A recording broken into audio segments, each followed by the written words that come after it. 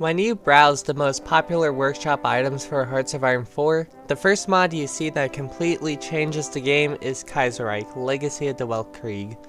Kaiserreich provides a world where Germany and the Central Powers won the First World War.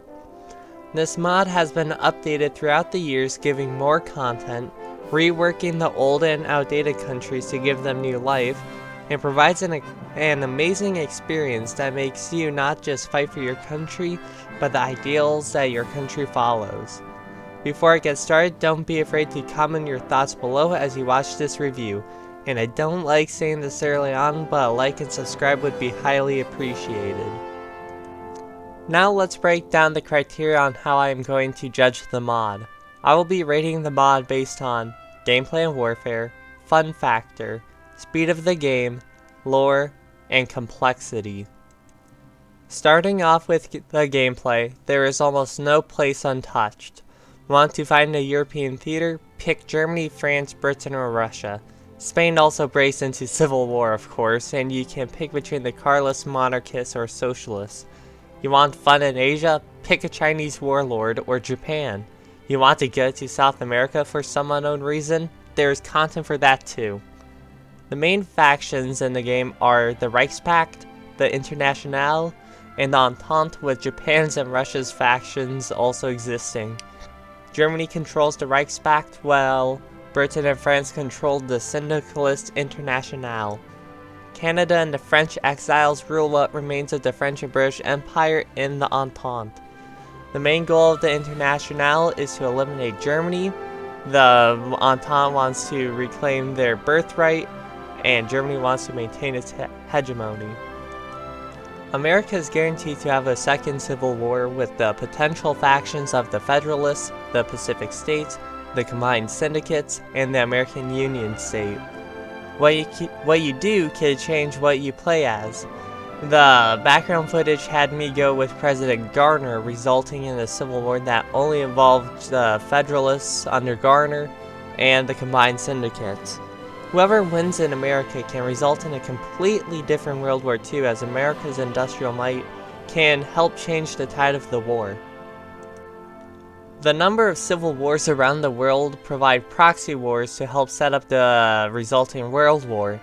A monarchist or Carlist victory in the Spanish Civil War opens up a new front that France would have to deal with.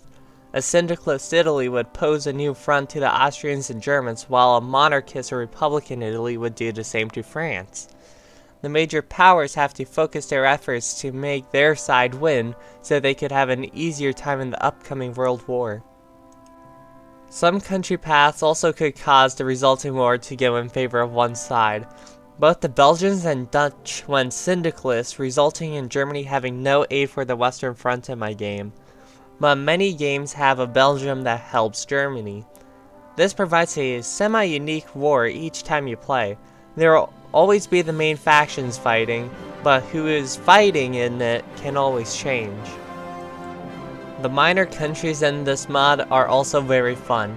Though you aren't a major, you can participate greatly in the upcoming World War or the proxy wars that come before it. I've had a lot of fun as Middle Africa, a country that wanted to explode constantly, but I managed to help the Germans and Entente beat up the Syndicalists anyways. The warfare is also just vanilla along with the research. The division templates you go against are a bit stronger than those in vanilla, but can be countered by good divisions you would normally use in vanilla. This mod is one of the most fun mods in my opinion. Fighting for your faction and its ideals is more pronounced in this mod than in vanilla. You aren't just fighting to retake your island home as Canada, you are fighting for democracy, usually, and to counter German dominance. You are not just fighting to break the chains as France, you are taking revenge for the humiliation in the First War. Intervening in civil wars is also fun, as you are potentially going to give yourself a new ally in a world full of enemies, or at least weaken the enemy if you're losing. Democracies are also unironically fun in Kaiserreich, as you are able to do more than in vanilla. You are almost always able to do something as your country, and not just sitting around waiting for stuff to happen. Compared to the last mod I reviewed, TNO, this mod is fast. However, late game gets insanely slow as every country has a ton of units despite a unit cap which can get annoying as the player, and basically every country has their own focus tree. Early game is relatively fast and mid game can be sluggish due to all the civil wars, but otherwise the game runs alright. The lore for this mod is deep and extensive. If you want a quick grasp on the lore of the world, I know Alternate History Hub did a video on it. If you want a ton of lore, there is Kaiserreich Cinema. Is it realistic? I could see it, but isn't it strange how things are mostly fine and then 1936 occurs and the whole world decides, now's a good time to explode! And then almost every country starts to have a civil war or internal issues. I guess a stock market collapse could do that. I don't really remember the Great Depression causing every country on Earth exploding. Sure, a few countries switched ideologies in real life because of it, looking at you Germany, but the only country I can think of that went into civil war was Spain. How complicated is this mod? You got focus tree paths, you have that require events to trigger, but you can usually figure that out for yourself. Some you can even learn how to do by going into custom game rules before you start and by looking at the possible alt history options that explain how a country would go down that path. Now after all of that, what would I rate Kaiserreich?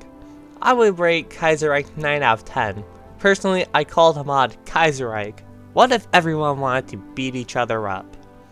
Thanks for watching this review. You probably expected the rating to be up there, but if you liked what I said or disagreed, be sure to comment below. I would appreciate if you like and subscribe and stuff like that. And this is Jonathan 800 signing out.